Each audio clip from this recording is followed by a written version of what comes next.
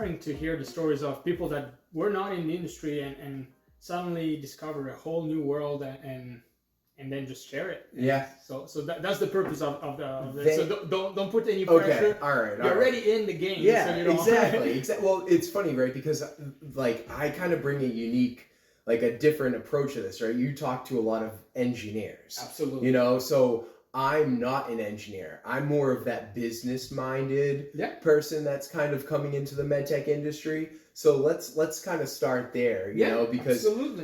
you know, like I mentioned, I think medical device was always something that was very fascinating to me, just like other people. You know, the fact that there's doctors out here that are performing life-saving, life-improving procedures, you know, where friends and family are waiting on a certain outcome, and that outcome hopefully is that that person's going to be okay. And not only, you know, are we relying on the doctor, but we're relying on the device that's doing the procedure. So, you know, that's really interesting to me. I also was able to learn too that really the medical device versus pharma, right, is so much smaller. I think like pharma makes up about 90% of the healthcare industry and all of that, and device is so small, right? And I saw that as an opportunity, right? Because you think about, well, there's so much that these devices can do, whether they're energy driven, whether it's drug delivery, whatever it is, but it's going to allow doctors to, you know, obviously provide better treatments, better outcomes, right? So I saw a lot of opportunity for medical device. So it was something that I was definitely trying to move towards throughout my career. But getting into the medical device space is very difficult. It's very challenging. You learn that the people that you work with day in and day out, they're definitely some of the most brilliant minded individuals in every aspect, right? Whether it's technical or business, it doesn't matter. It's competitive. It needs to be, right? You need the best of the best, again, because that's what we rely on. People's lives rely on that. So it's a big deal. But I started my career with WB Mason, right? I want to back up a little because I started my career with WB Mason. WB Mason is an office supply and contract office furniture company, very well known here in the Northeast. And I want to say they're one of the world's largest independent, privately owned office supplier, office furniture companies in the world, multi-billion-dollar organization. And during my time with WB, I learned obviously a lot about business and selling and sales. What were you doing there? So a lot of the times I was, you know, not just was I, you know, providing a service and a solution for everyday office needs. But then we were looking at companies and understanding how they were growing and changing and evolving, and whether they were trying to, you know, kind of change their current office environment today with certain types of office furniture setups, or they were looking to move into a new office, a new building, something bigger, less noisy, maybe for some part of the departments, maybe something. Sure. Okay. And when you work with these, the cool part is I got to work with, you know, the business owners, right, the executives, and I got to go in and say, okay, tell me about how your company works today. How do you operate? How do your teams work together? What's that flow like, right? And where does the customer journey start? And where does it kind of finish, but then keep going, right? Tell me about that. Okay, now let's take how that works and let's look at like how your office is going to be set up. How do you want that to look like? What do those executive offices look like? What is the, you know, your more collaborative office space look like? You know, and how do you create certain environments that, you know, allow people maybe more time to focus and more privacy versus collaboration. So, you know, you learn about, all these nuances, right? And at the end of the day, it's custom for each company. Each company works differently. Each company has different people, right? It's funny because even though it's not directly related to medtech, now that I've seen multiple companies, I've seen different office setups, and it's crazy how I already perceived a different culture from what I was used, either less collaborative, but more like people had more time and focus, like they were more in a cubicle and like more protected. Mm-hmm. But at the same time, sometimes you needed more collaboration. So even though it's not linked to medtech, we still have to really think about it because it has a high impact when we develop Absolutely. do that. Absolutely, right? And so again, like if I was to say work with a med tech company, I would have gone in and say, "Hey, how do your engineers collaborate? How do your teams, what does that functionality between departments look like, right?" And then that's how we're going to achieve the ultimate office design, So anyways, You started there. I started there. And what I loved about that though, Sebastian, was that I had the opportunity, right? After I would understand their needs, I get to go and I get to work with designers, and I get to work with engineers that would put together these AutoCAD drawings and plans, right? On kind of what that office environment looks like. What does that furniture look like? And I got to then present those plans, those drawings, right, to an executive, to that business owner who's going ahead. And you were the bridge between the technical guys and exactly. And I really enjoyed that because it was really fun to see an owner's face light up, and we're like, wow, that's exactly what I was envisioning, and that was designed for me in my business. And I enjoyed that type of experience. And ultimately what I did was I kind of took that experience, and it allowed me to kind of start to transition. I had the sales experience, and it allowed me to transition into medical device. Now, that's definitely a story for another time, because I have had a very unique, it was quite the ride getting into medical device, and it wasn't all rainbows and butterflies. No, it came with some serious failures. Like if you were to shorten, like you were working for the office and furniture business. Yeah. In a short, like what happened? How did you get to medtech? I still struggled after WB Mason actually to get into medtech, but I realized I knew I wanted to do maybe a more some sort of greater, more complex sale in a way. I wanted to challenge myself ultimately. And so I've always been interested in marketing and business. So I went to a marketing firm, and it didn't quite work out. I quite truthfully, I wasn't passionate about it, and therefore I wasn't, Even you were 100%. I couldn't, and even when I felt like on days where I was giving that 100%, it wasn't enough, right? And I failed, and it didn't work out. And I tried. Was it marketing in general, or was no? It was more of like working for an agency, and trying to come up with marketing and advertising campaigns for other businesses to, buy into. And that can be very challenging, it's not as clear cut as, hey, here's your office and here's the furniture and here's the flow. It's exactly what you want. A blank page, exactly. But this is like this, it took a different skill set. And a different level of passion, and it was just challenging for me, and unfortunately it didn't work out. And it's tough, because when you walk away from something really good in life, something that wow, this was paying the bills, I was seeing some great progress, and then it didn't. No, I failed at this next job, and then I went to another company, tried working in the startup world with a couple of friends of mine, and that didn't work out either. And I found myself making deliveries for edible arrangements. And, my wife's friend, she owns a couple edible arrangements. And just imagine, right, being 27 years old, Christmas Eve, making deliveries for edible arrangements. And you're kind of looking at yourself going, like, what happened to myself? Like, what happened to my career? How do I get back on track? How do I, pick myself up right now? Because I'm down, huh? And it was not fun. It sucked. Yeah, it wasn't good, but you took some risk. Like you tried something. There was probably something that drove you to also try something different. And you said you had it good, and and then you put yourself out there. Yep. So what happened after that? Well, I think I found myself, right? Because I think when you put yourself in these real vulnerable situations in life, when you feel like your back's against the wall, I think that's when people really start to shine. I think that's when you really start to see your true potential. And that's when things, to me, started to actually become a little bit more clear. That's when I actually started to get a little bit more confident. And it was amazing how everything worked out, because back at WB, I had a customer, and that customer was Global Interconnect.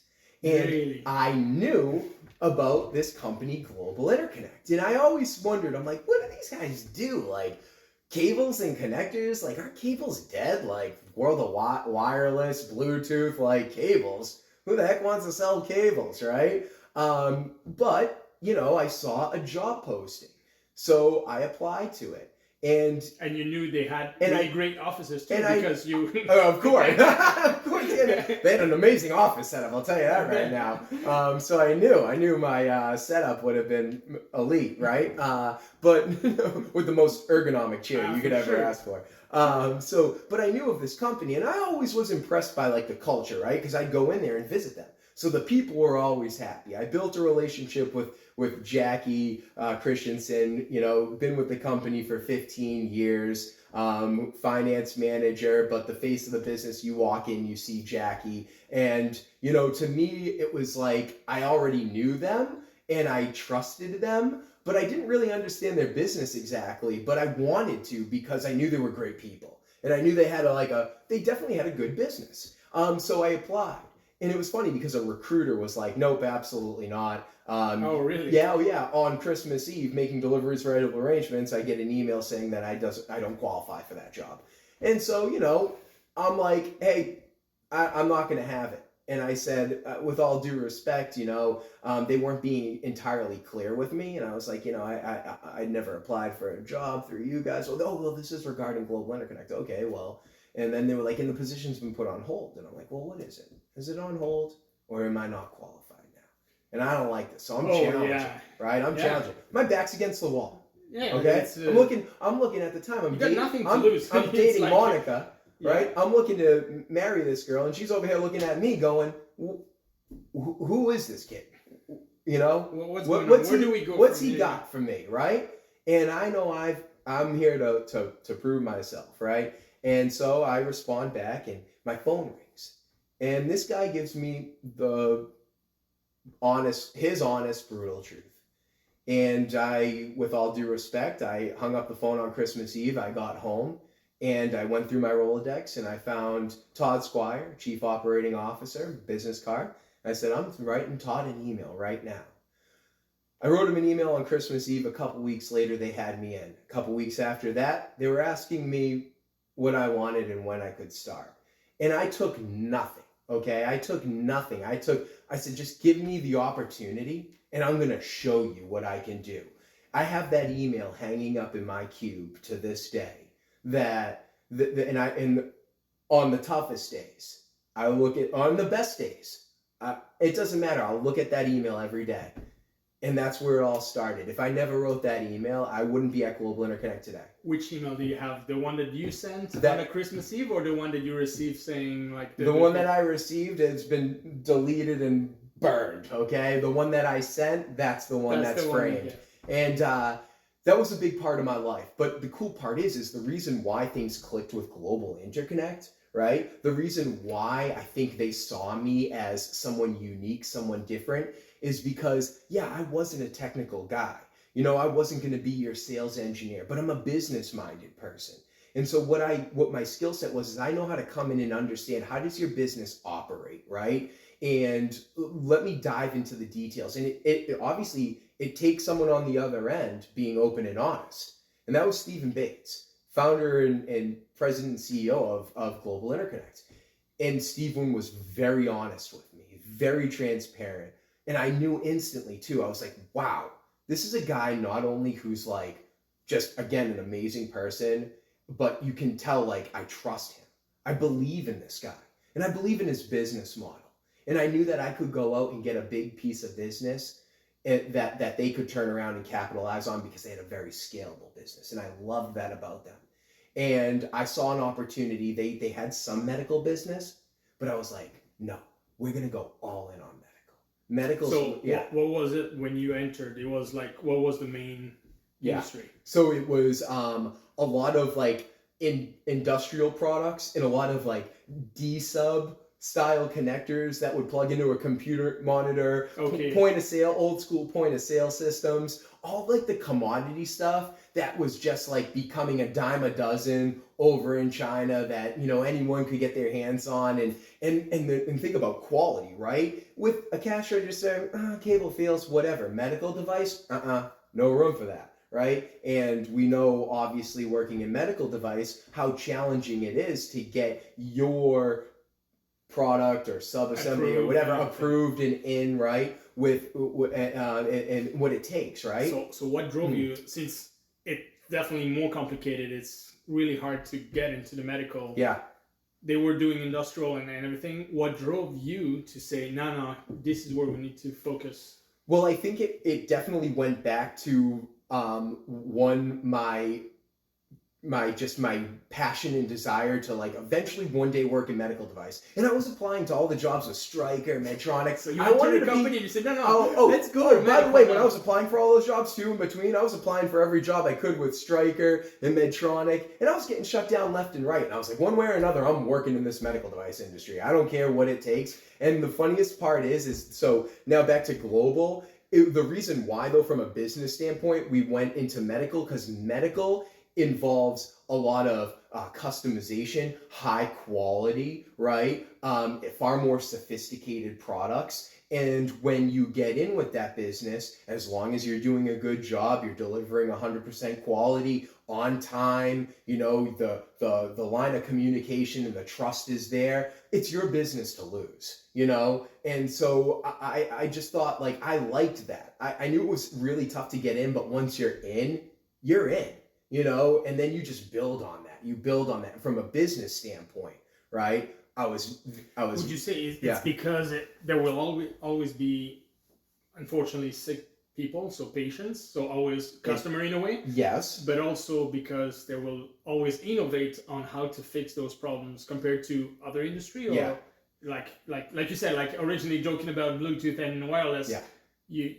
You always will need to improve on the cables for a medical device, right? Always. And you know, you actually made a really good point, because like aside from being so product focused about getting into medical, right, in that industry, but the fact that like you think about healthcare in general, right? We rely on it every day. It's not going anywhere, you know? So it can be a fairly stable industry to work in. Challenging, no doubt. Probably the toughest industry you could ever work in. I truly believe that. And it's the long game. And it just takes everything you got. I mean, think about the people that build medical device companies, right? And 10, 20 years later, their products in the market. They're finally generating revenue. They might finally achieve that exit strategy. Like, that takes a special person right there. That takes a special team, you know, and just a really special company. You know, this is not a get rich quick thing. This is not, let's build something overnight and sell it tomorrow. Fidget spinner and like exactly. And so I like that though.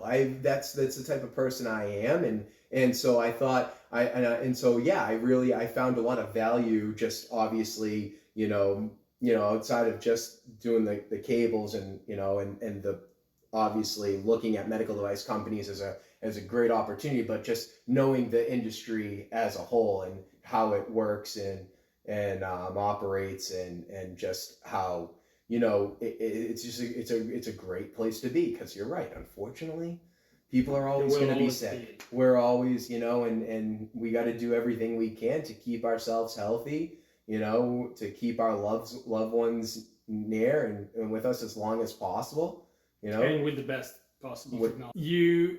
Christmas Eve, you send that email. Yeah. You fight your way through. You manage to get into Global Interconnect. Yes. And then you convince them, hey, let's focus on medical device. This is where. And did they listen right away? Well, yeah, of course they did. And the reason being, though, is they were already. It's not like they weren't doing medical. They definitely were. In fact, they had, you know, one of their biggest customers was a medical device company. I just, you know, when you looked at the balance of the business, right? You know, it was really more 80% industrial, 20% medical. And my goal was, how do we flip that? But Stephen, you know, he understood right away. I mean, brilliant. So how did you present that? How did you? It was presented. It was almost like the proof was in the pudding with the current customers today. Where it was like, hey, just more of this, because look at the customer retention. Look at the margins, the business margins on these type of custom engineered solutions that are more complex than this molded D sub. Let's you look didn't at have this. to fight too Yes, hard. like It was it just wasn't. he needed someone to actually. He needed say someone it. who was passionate, who was willing to then, okay, Let's talk. you want to do that? I'm all in, but it's going to be up to you. You go and make this happen. And well, I did. So how long ago was that? Well, that was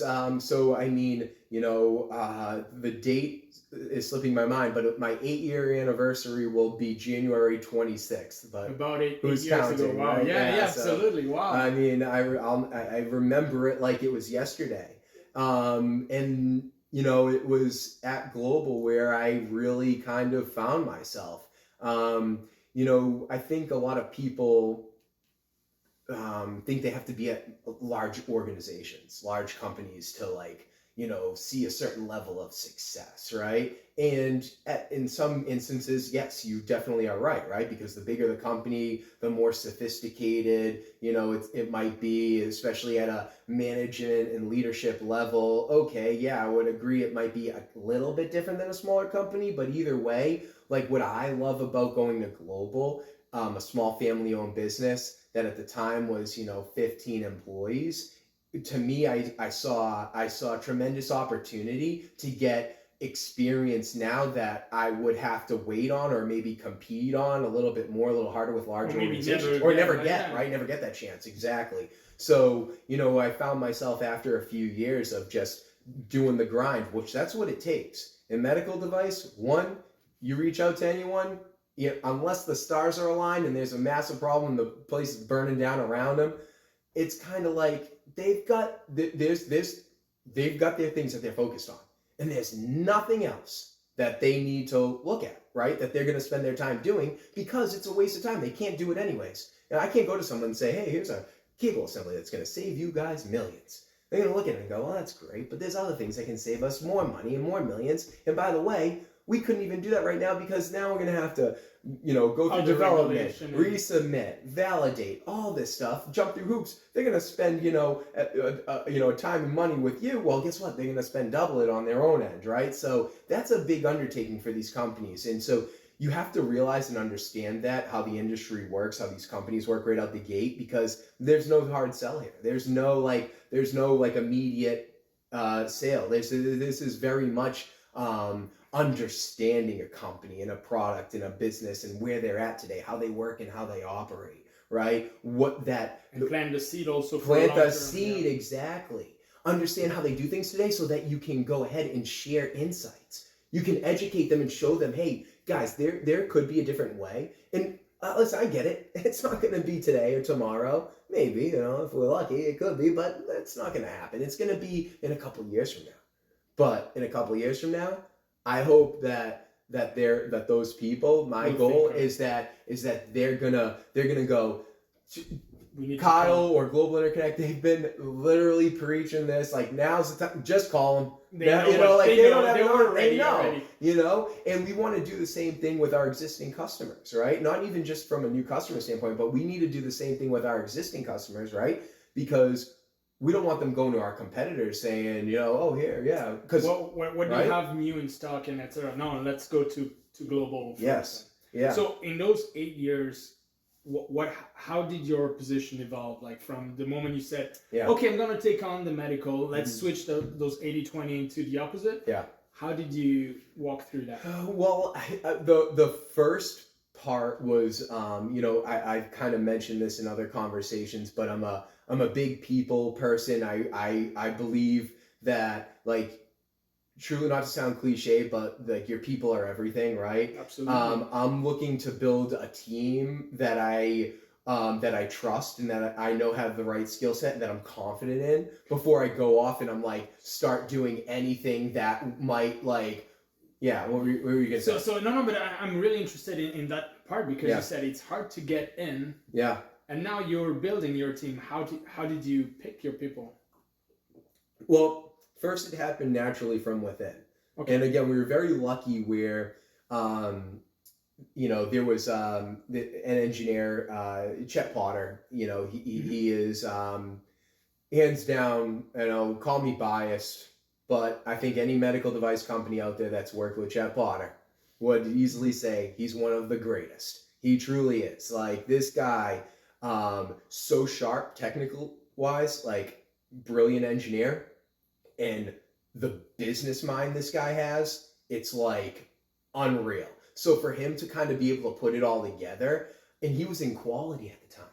So I'm looking at this kid going, this kid's brilliant. Like, every time I got a new opportunity early in my career, sure, I had my engineering leadership and team that I would go to, and here it is, here's the opportunity, here's the quote.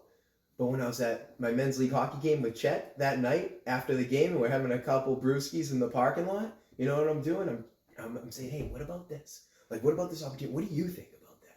Look at this goal. And the guy's insights and just how he saw things and how he would go about, if he was doing it, how he would go about doing certain things. And then his ability to actually see the future and go, oh, don't worry, like, you're gonna get that business. Like, I think you guys executed perfectly. Yeah, or like, he's just so in tune with everything. Our own company, the customer, and he wasn't even a part of these customer facing engagements, right? He wasn't even a part of the quality. He was, but he had that, and I was like, dude, we need you to join on the new business team one way or another. So it was Chet and I that we kind of teamed up together. He was the technical, guy, right? He was really the technical guy with the business. I was the business guy with a little bit technical. And he had the quality, which is incredibly quality first, right? Anyways, so yeah. So that's how the dream team started? Oh, the dream team started with that. And let me tell you, so what we did was we started kind of like figuring out things on the fly. We started fielding opportunities, right? Kind of doing as we were going. But then, yeah. So, sorry, I don't mean to interrupt you. I'm really curious about how did you pick the guys or the girls that you would give the chance to, knowing how hard it was to get into? What qualities, what things were you looking for? Sure. When you were building that medical team? Sure. Well, I think that first off is you've got to trust the people, right? You've got to really have a sense of trust. But what builds trust with me is your actions. Is first and foremost. And really kind of also how do you see things, right? And I love people's different perceptions on things, because it shows me how they think and they operate, right? So for instance, how would you get that feeling? Yeah, what would you ask sharing experiences with Chet and asking for his feedback, right? What would you do in this situation, and what do you think about this? And when everything he was saying was wow, that's really that good. Makes sense, yep. Oh shit, okay, this is a no-brainer. But that happens naturally. I'm not really going out and okay, I'm going to pick someone to go on my team, right? You have to let stuff like that definitely evolve in a more natural way. So that's what I wanted to know. Yeah. Is you let it come. You let it come to you. People will hear about you guys building the team, and eventually, if they're interested, kind of join. Listen, we have other engineers on our team. They're still with us today. Some of the most incredible engineers that I think we are so lucky. We are so blessed. I mean, you look at our company and you look at our turnover and how long people have been in our organization, I'm talking 5, 10, 15, 20 years, right? Wow. We have people that are still at Global Interconnect since the inception of the company, quite a few. And but again, we've got a great business. We're good. We've got really lucky with finding good people. But Chet was one of those guys where he just I was like, whoa, and so we got together and ultimately we put together a plan. We said, hey, let's, we're being very reactive right now because we're learning as we're going, but let's put together a plan and let's pitch this to Steven. And part of that was, building upon our brand and doing trade shows and getting ourselves out there, more involved in the medical device community. It's a small world out there. It is. Relationships are important. That's how you build trust. That's how you establish Seeing the rapport. face again. And Right. Yeah. Those No, you're right. conversations. Like, and listen, I'm a wild man. Everyone watching this video right now, they're like, the missile, that kid's out of his damn mind. And you know what? They're right. I bring the energy. I bring the excitement. I'm passionate. I'm a little bit different. That might scare people away at first, and I understand that, but I'm true to myself, and that's how I am. And you know what it is? It's the people that are like, oh, I don't know if I could work with him, but then they see me again, and they're like, oh man, this kid, and I feel like, I think because I'm being true, and I'm being real, I'm not trying to be someone I'm not, but when I'm at these shows, I'm now having the best conversations with the best companies in the world, and we're vibing, and it's only a matter of time. That's really what it comes down to. And but we pitched Steven on this idea like, hey, we're gonna build this thing up, and here's what we're gonna do. We're gonna hire another sales guy. We're gonna recruit a sales guy to kind of backfill my, because I was really at that juncture, and then I was really the only sales guy. We went through a few people. It really didn't work, but hey, there was Kyle writing his handwritten letters. So what do you think is the most important quality for a sales guy in medical? Connect. Is it different to No, anything else? no. Is it actually the same? It's all the same. And it's you have to be able to genuinely connect with people. There's so much noise out there. Dude, think about all the emails and the phone calls that you get. Imagine, like, I finally am in a role where it's like, okay, I'm in kind of like this leadership role, I'm my title has me, in a management style position, a leadership position. So I get a lot of cold outreach. And 99% of the cold outreach is noise. It's junk. It sucks. And it's tough to say. I feel bad because there are such incredible sales professionals on LinkedIn that are trying to help, like, change the way that salespeople are viewed and seen, right? They're trying to help these people connect better with their prospects, their customers, and focusing on that quality outreach over quantity. Show these people that you care. Show them that you're willing to take the time. Show them that you know them. That you're doing this because it's not that you're trying to make a sale, right? That you're trying to, like, make an impact. And I think that approach for me was like, I don't care about all the hundreds or thousands of companies I could reach out to right now. I'm gonna take 20 companies. And I'm going to learn everything about these companies. And focus on that. So quality over quantity. Exactly. Again, yeah. And I'm going to write handwritten letters to these executives. I received one of your letters. Yeah, it's true. When you visited Montreal. And yes. It's true. Thank you. I was really touched by receiving one of those handwritten letters. It's true. No one does that anymore. No one does that. But what does it show you? In a world where people are about speed and busy and do this, do that, they get overwhelmed. So, quick little email, thank you, right? And then they're off to the next thing. But what a thank you card shows is, like, this guy took 20, 30 minutes out of his day to not just write it, but to put it in an envelope, throw a stamp on it, and put it in a mailbox. Yeah. And that means that he values or she values that time to reach out to me, meaning, like, I'm worth something to them, right? Yeah, it's not just another... Right. So you got to be able to... And that can be you don't have to be in sales at the end of the day to have those type of, This is important for everyone. Everyone wants to have this connection. Anyone in business. But if you want to strive in sales, in medical, or in any kind of sales, it's double. You briefly mentioned Missile MedTech. Can you tell us a bit more? Because that's how we met, actually. Yeah, of course. No, How did you started that? So, I think something that I've always been passionate about, and everyone on my team knows this, is really I love I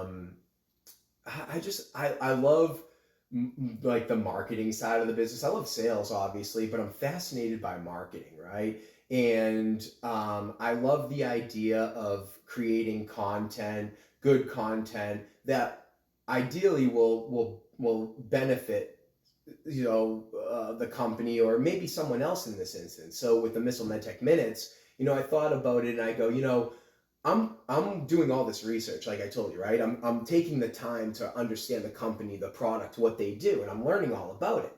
And then you look at a lot of these companies and they're actually not talking about their product as much as they could. they're not really talking about what's going on and how like treatments are done today and how they're going to improve the way those treatments are done tomorrow with their technology and how it's going to help improve healthcare and all this, right? Yeah. Like they don't do enough of that because, you know, they're head down, they're focusing on developing their technology. So, you know, again, a part of being in sales, right, is continuously adding value to your customers, to your prospects. So ultimately, I would select a number of customers and prospects that, you know, where I genuinely believed in their technology. It really meant a lot to me. Not only did I want to do business with custom cable assemblies, but I wanted the world to know about these. Share the light on it. I wanted doctors and nurses to know what's coming. I wanted venture capital people that I was connected to see what's an opportunity that they might be able to get in on, right? I wanted to create awareness, and this wasn't about me, but this was leveraging a talent, skill set, and creating a video called Missile MedTech Minute, which is not a minute at all. So why Missile? So my last name is Kruse, and that goes back to my hockey days. I am the Kruse Missile, bringing in a lot of energy, and I was known for quite the slap shot. So everyone used to call it the Kruse Missile. Nice. So not only was it a personality trait, but a bit of a physical trait in the sense of my slap shot. And it was kind of funny, right? Because like I didn't think that nickname Missile was gonna stick, right? Like you're like, oh my god, that's such a college bro. Like, whoa, what is it? And no, then it did. well, thanks to Chet, when he was at hockey, because we started playing men's league hockey together shortly after I started at Global Interconnect, and I ran into a buddy of mine who was like playing on the other team, and he was coming into the locker room around the same time, and he looks in our locker room, he's like, Missile! What's up, buddy? I'm like, hey, what's going on? And he's just like, and everyone's like around, who's Missile? Who's Missile? And he goes, did he call you the Missile? I was like, well, yeah, like Kruse Missile. He was like, oh my gosh. And then at that point, Chet didn't call me by my name.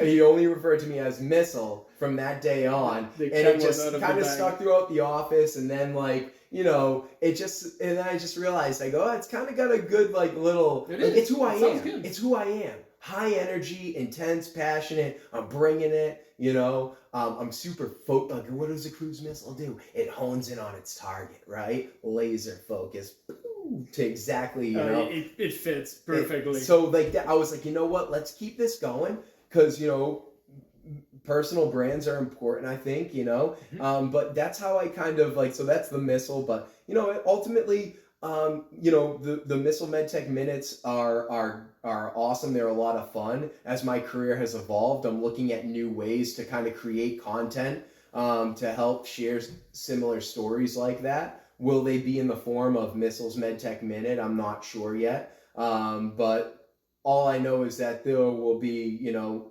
many more, you know, styles of those Missile to come, you know, exactly, and other forms of, you know, videos or podcasts or what have you. So yeah, it's fun. It's great. Throughout your 8 years, what has been one thing that frustrated you? That if I had a magic wand I could fix in a shot, what would be the wish that you would put out there? And it can be linked either to the medtech or to the cable and connector industry or to whatever you what was the thing that really I mean, all right, the first thing I'd say is timing. Timing in life is so important in every aspect. That's a little though. Well, I mean, I told you a magic wish, so it could be right. Imagine having perfect timing, but you know, it's kind of interesting, right? Probably, even though like you're learning every day, you think about different industries that you get into and what that learning curve looks like, right? And in some industries, it's kind of maybe easier to get into and hit the ground running and start to learn and understand. For some reason, there's something about medical device, because when you're working with different teams and departments and understanding how sophisticated and complex that process is. And countries too. In different countries. You think you nailed it, you finally understood, right. And then no, now it's for Japan and it's in a whole different game. Right. Absolutely. Right. So like, and again, the conversations, the type of companies working with, you're balancing so many different, again, people and departments and certain focuses in certain areas, right? And it's complicated and it's a lot to learn, you know, like not only am I learning about, oh, your device and okay, how your supply chain and manufacturing and where do you source your cables, but I have to understand, you know, the quality side of the business. It's incredibly important, regulatory, right? Those sides where that I just like, and that's not easy, right? Okay, yeah, we build cables, but then you get into packaging. I mean, I couldn't believe how sophisticated and complex packaging is.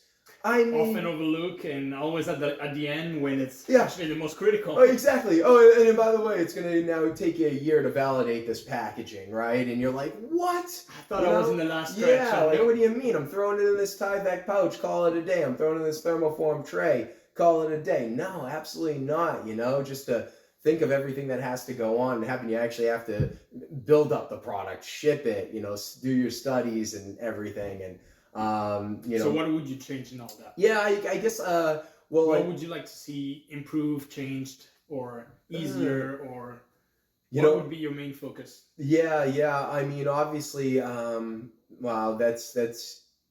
I guess communication too is like so incredibly important, right? So I think how people communicate with one another, right? Because So how would you change that? yeah, that's a really good question, right? Because like you can't control how people communicate. You can't like you're looking for the answer, you're thinking you're asking all the right questions, you think you're getting the answers, right?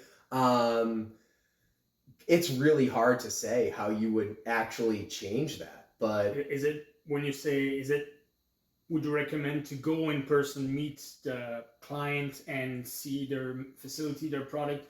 What would be the improve the communication? I think so. Like, avoid emails and more in person? I think so. I think the communication definitely has to be more direct. I think that in person you end up seeing a lot more, you know, so then you can ask better questions. It can lead to better answers and results, right? Because, you know, think about it. I mean, in medical device, you one wrong turn, you know, one wrong decision early on. And it takes 6 months. And then you keep going. And then it's forget it. You can really bury yourself. So, you know, I mean, how you fix that, boy, I mean, you know, I'm giving you a couple of like really doozies between timing and communication and all that, but it's good. It's good to know what people can expect. Like timing is important for everything. I think it's just building awareness though, and helping people understand like, hey, when you're communicating with your teams, right? I think actually no.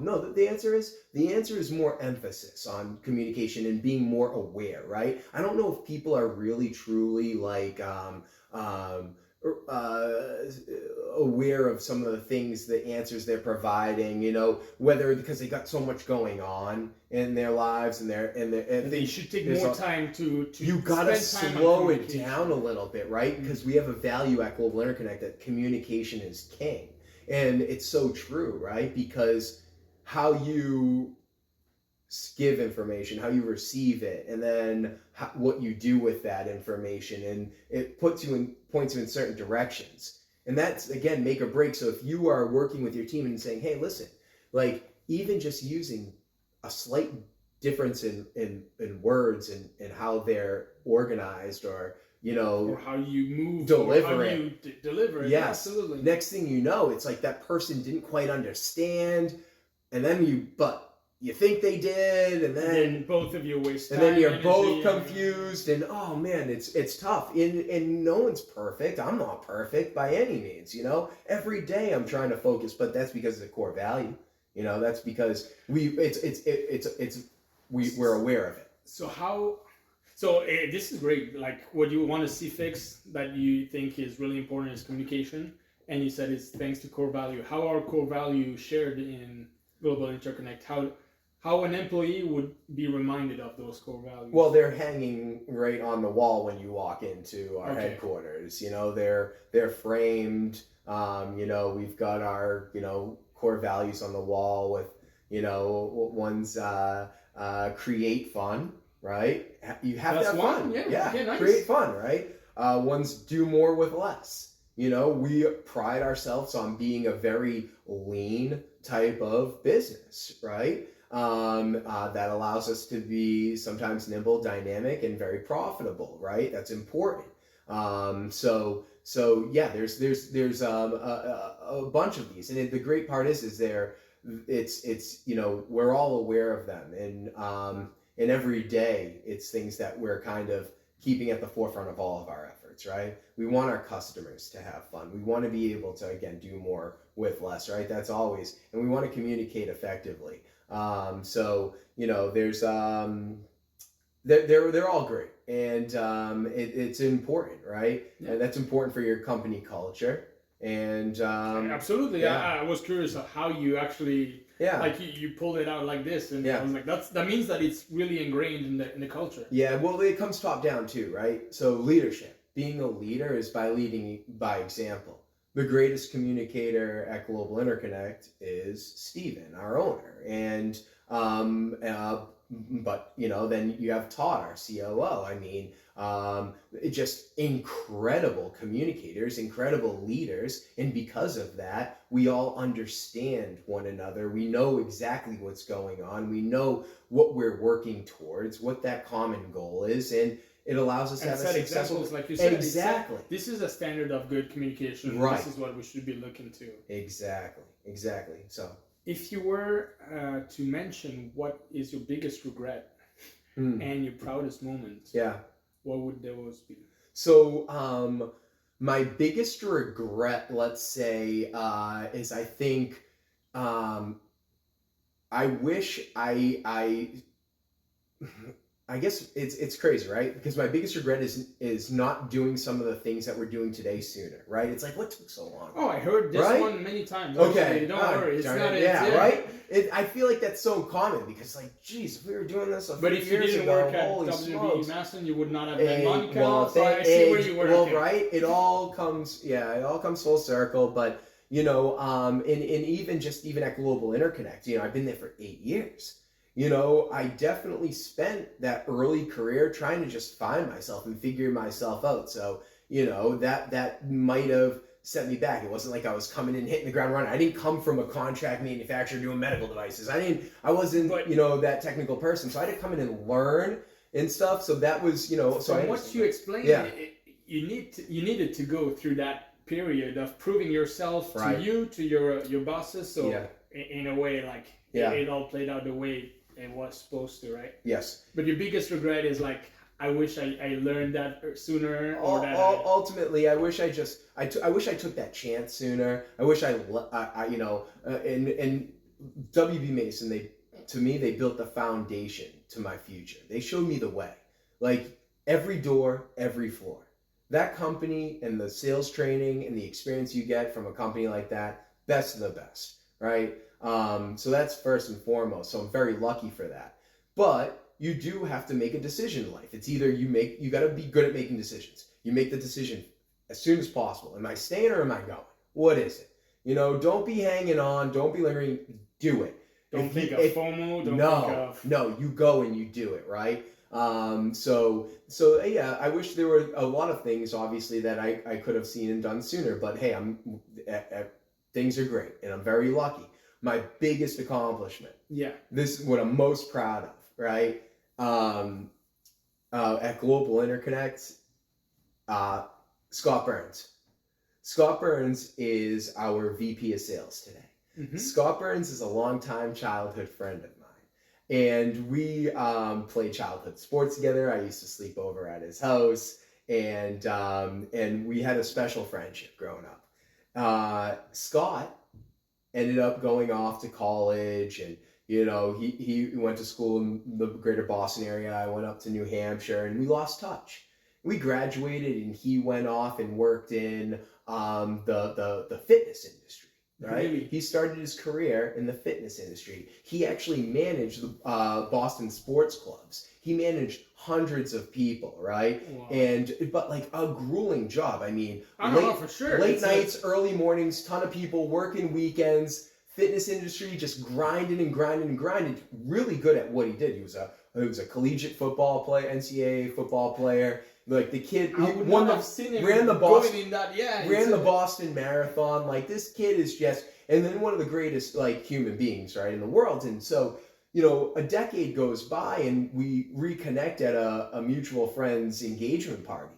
And it was crazy because I see him and I'm like, wow, someone was just telling me that, Scott left the fitness industry and he got an opportunity through a friend of his to go work for Dell EMC, one of the largest technology companies in the world. Dell EMC is known to have one of the greatest and the best sales training programs. And I started talking about, Scott, that's crazy, man. Like, you left a 7-year career, something that was rewarding, something that was you were successful at, right? But you wanted more, and I love that about you. And you're hungry, and you wanted bigger, better. Like, that's amazing. You wanted more challenge. You wanted to be in sales. You wanted to be in business.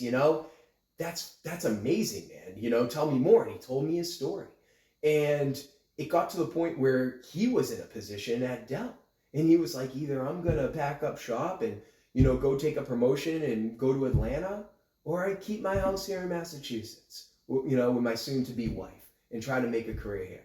I said, what will it take, Scott?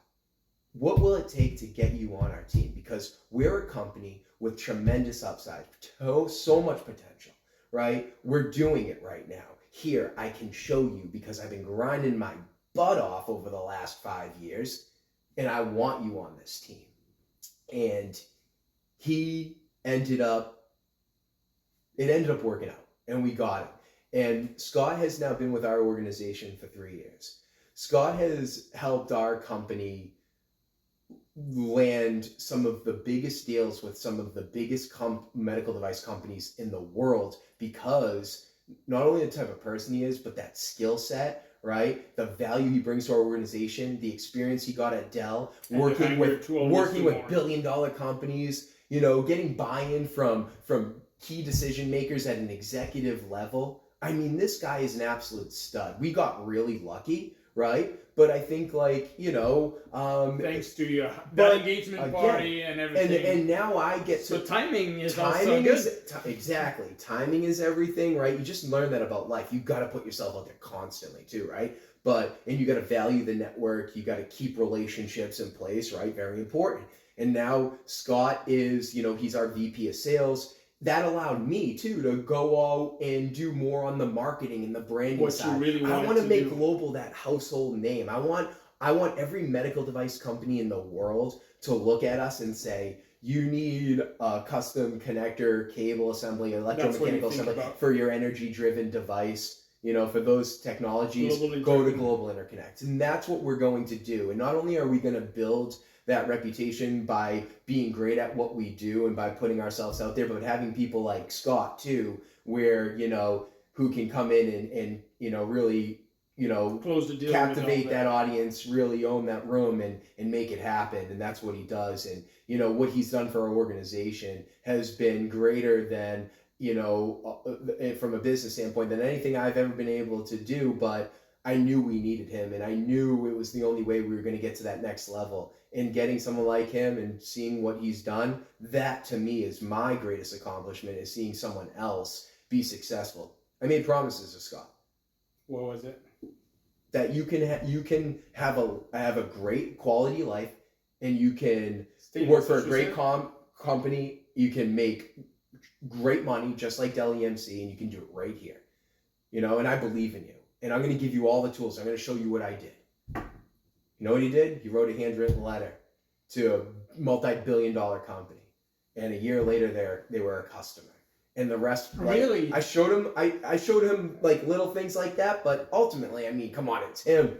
Him having the conversation. And they became customers. But they became a customer. And he looked at me and he goes, wow, these handwritten letters do work. I'm like, yeah, dude, let's go. But I mean, listen, that might have got you in the door, but that's all you closing that deal. That's your knowledge and expertise. But again, like when you make promises to people, you get a lot of people that will promise you a lot of things in life.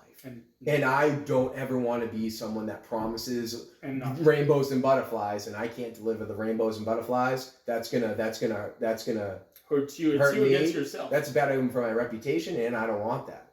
I want to be a man of my word, and I want and Scott. Hey, but it takes the person on the other end to put in the work too. Yeah. And it worked out perfectly. Biggest accomplishment, and I couldn't be more grateful. And so This is amazing. Yeah. Thank you so much for sharing. That's Absolutely. even the dark times that you mentioned is like important to be where you are today. So Yeah.